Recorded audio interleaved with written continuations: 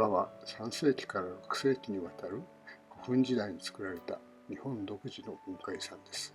この時代には人々を支配する豪族が各地に現れて、彼らの墓である古墳が各地に作られました。当時、中央にいる大和政権の王が力を持ち始めて、地方の支配者たちはその王に従っていたので、全国に古墳文化が広がったと考えられています。支配者の墓地である古墳には副葬品もたくさん葬られていますが、中でも埴輪は全国的に同じ傾向のものがたくさん出土しています。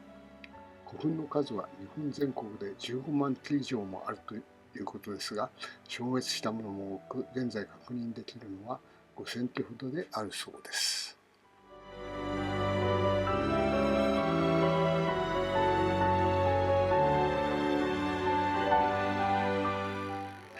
上野の東京国立博物館では、所蔵している挂甲の武人が埴輪として初めて国宝に指定されて50周年となるのを記念して、2024年10月16日から12月8日の間、特別展埴輪が開催されました。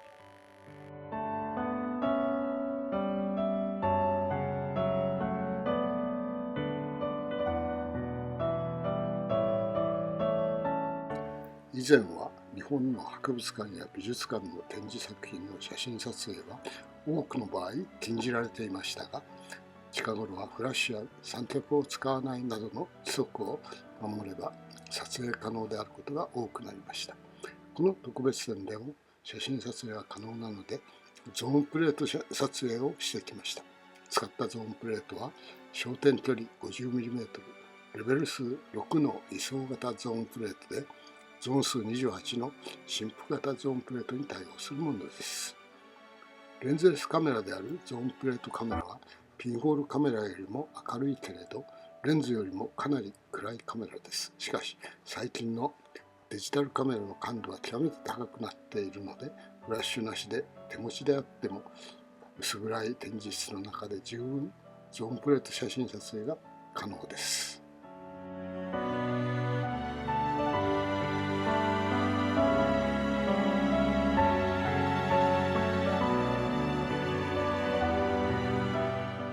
この動画はこのようにゾーンプレートで撮影した埴輪展の埴輪の写真を編集して作成した動画です。カメラに入射する光の波長分布が同じであっても、ゾーンプレートとレンズでは被写体上で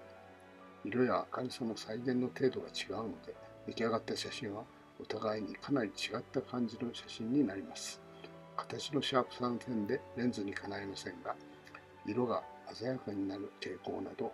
ゾーンプレート写真独特の雰囲気が味わえます。ゾーンプレート写真の独特の雰囲気は、遠い昔から伝わってきた埴輪の撮影にも適しているようです。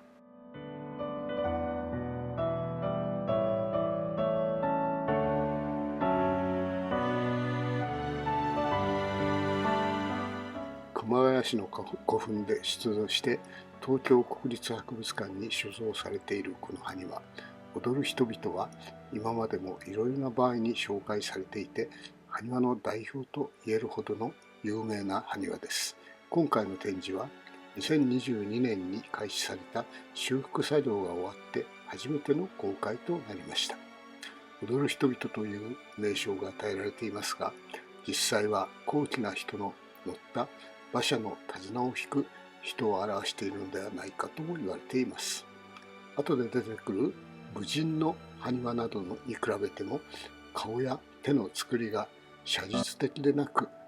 やや適当にまとめられていて、高貴な人の周りを固める身分の低い人を表しているのではないかということです。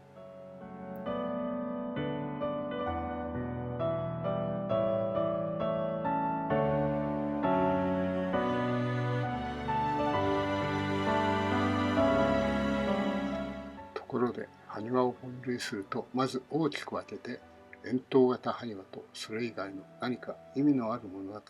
す継承埴輪に分類できます。円筒型埴輪は古墳の縁を回るようにたくさん置かれていてよく目にするものですが、古墳時代の最初から作られてきた埴輪です。この種の埴輪は古墳時代が始まる前の時代に墓前の建造成物などを載せる台が円筒形埴輪へと変化したもので、古墳時代には古墳の周りに並べられて葬られた資源を守るものとしての役割を持っていると言われています。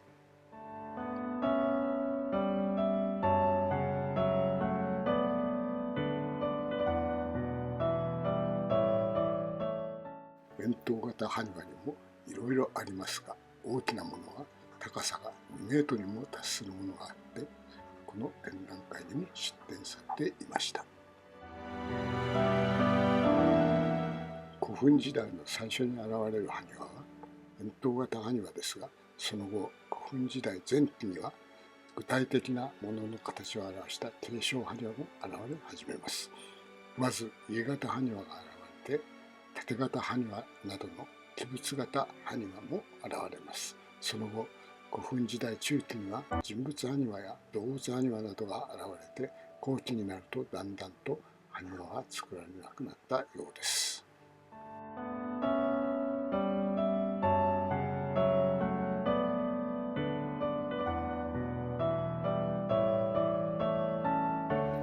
人物の埴輪が比較的遅く現れますが、これらの埴輪は衣服なども豪勢に作られています。このため埴輪の代表みたいによく知られている先ほどの踊る人々の埴輪に比べるとかなり違った印象の埴輪です。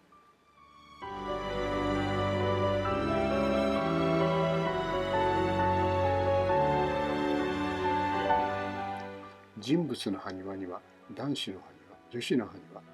ともにあるほか、いろいろな立場の人の埴輪があります。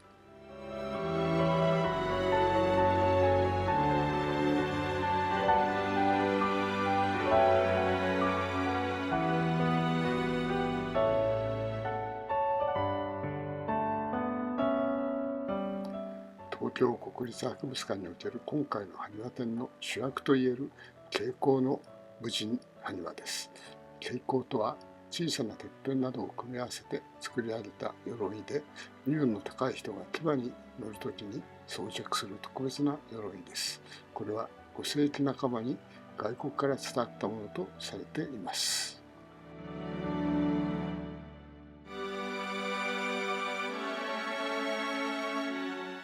特別展には東京国立博物館所蔵の国宝挂甲の武人の兄弟ともいえる埴輪が全部で5点も展示されています。いずれも群馬県で出土されていて、同じ埴輪製作所で作られたものであろうと言われています。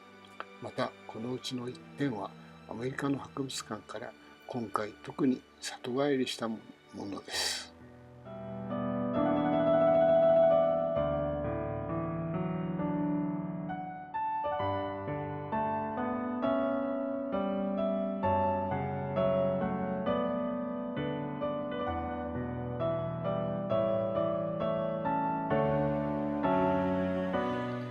5人兄弟ともいえる挂甲の武人は焼き物の色そのままの茶色い感じですが、本来は色が塗ってありました。東京国立博物館所蔵の国宝挂甲の武人については、表面の塗料の跡を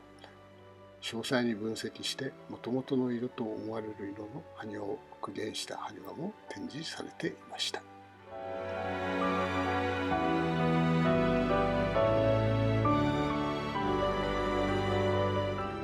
前の挂甲の武人兄弟埴輪とは違いますが、同じく群馬県の古墳から出土した国宝の挂甲の武人です。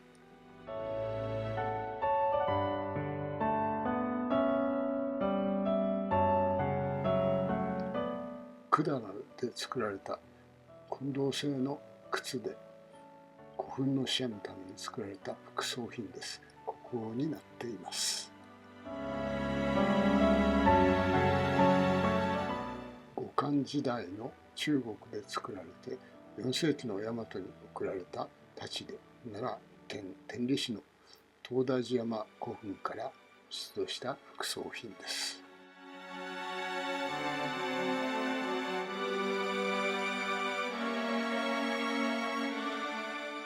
粘土を使って造形して焼いて作った埴輪と違い、木や石を使って造形した副葬品も古墳から出土しています。木製などで腐って消滅してしまったものもたくさんあるはずです。それでも木製品は各地の古墳から出土されているようですが、左の写真は雪型埴輪と呼ばれる木製埴輪で、奈良県桜井市の小立古墳から出土したものです。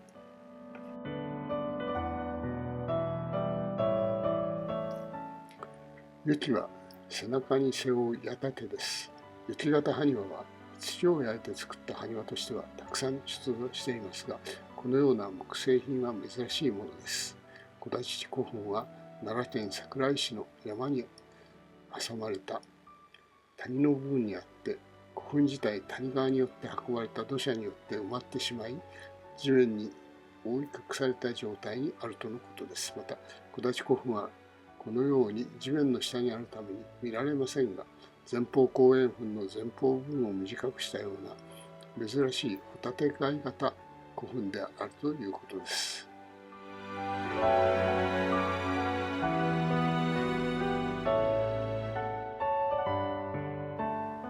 盾持つ人の埴輪は多く出土していますが、盾自体が埴輪の人間の体になっている表現が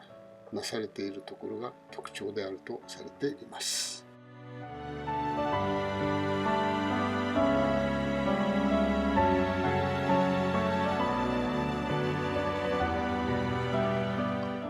人間を表した埴輪には男性だけでなく女性も多く見られるようです。またこの写真のように力士の姿もあります。盾を持つ人は古墳を守る武士であり、力士は邪気を払う意味があったとされています。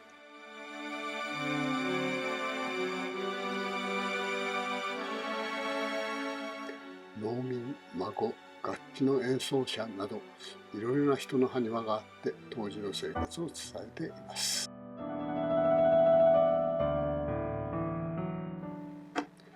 ひざまずく男の埴輪は他にもあって支配者に対して敬意を表している姿であるとのことです。支配者に直接挨拶していることから分かるように比較的身分の高い人の埴輪です。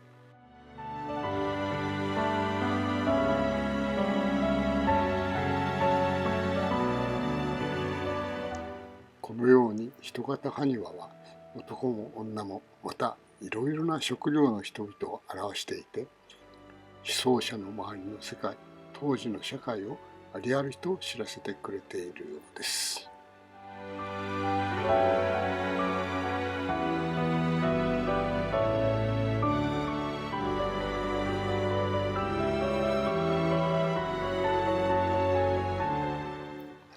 継承埴輪としては、人を表した埴輪の他に動物を表したもの、家を表したものがあります。家は埋葬された人を守る神霊が呼び寄せられるもの、よりしろと重要視されて、古墳の中央部や頂上に置かれている重要な埴輪であると考えられています。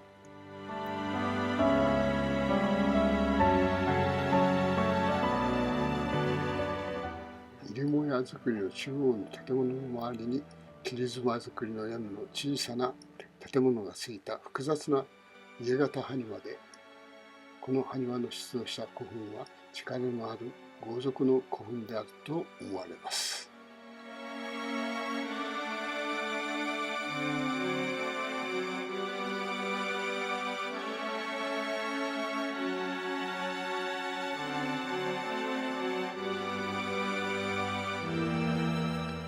家型埴輪は被葬者の眠るところという意味でも重要で、当時の家としてとても豪華なものが作られ、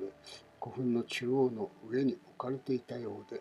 その種類も数もたくさんあるようです。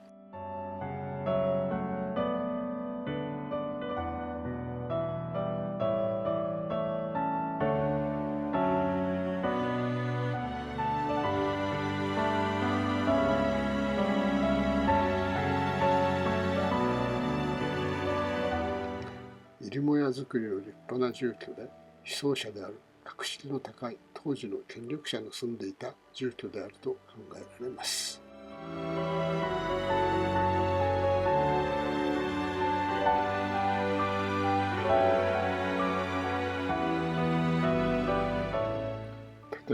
型の埴輪の種類の一つとしての導水施設埴輪が展示されています。一辺が 1.2 メートルほどの方形埴輪で、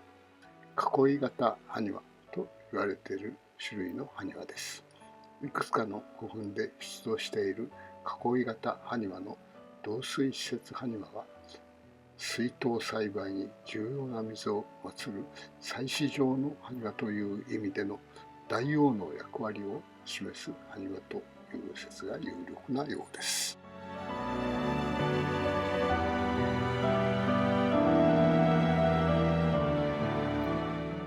動物の埴輪は当時の古代人が共に過ごした動物たちの様子が現れていて、彼らの世界へと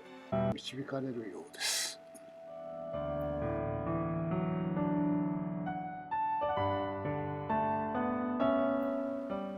埴輪になっている動物は古代人に飼われていた犬、馬、それから狩猟の対象だった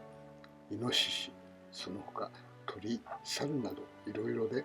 古墳時代の人々の生活が想像できます。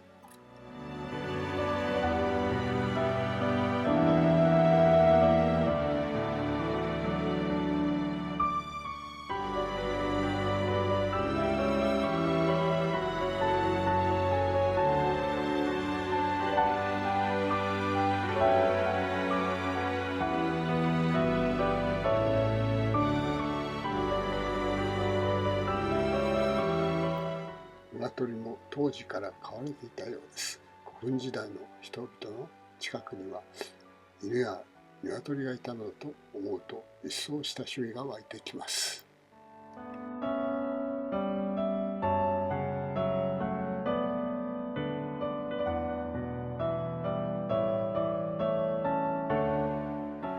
水鳥は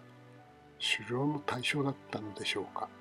それにしてはとても可愛い感じがいたします。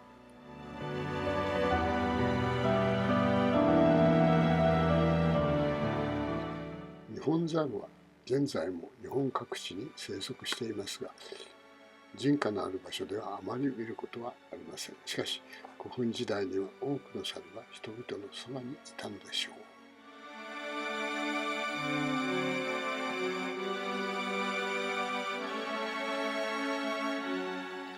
東京国立博物館で開催された特別展埴輪の鑑賞も終わり、本館前を通って帰ります。本館前では羊2匹の石像が見送ってくれました。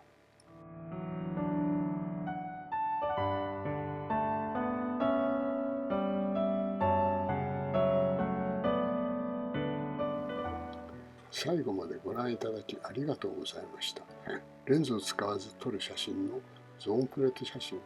見えない光で撮る写真の赤外線写真、紫外線写真を対象とするアトリエ本流を今後ともよろしくお願いいたします。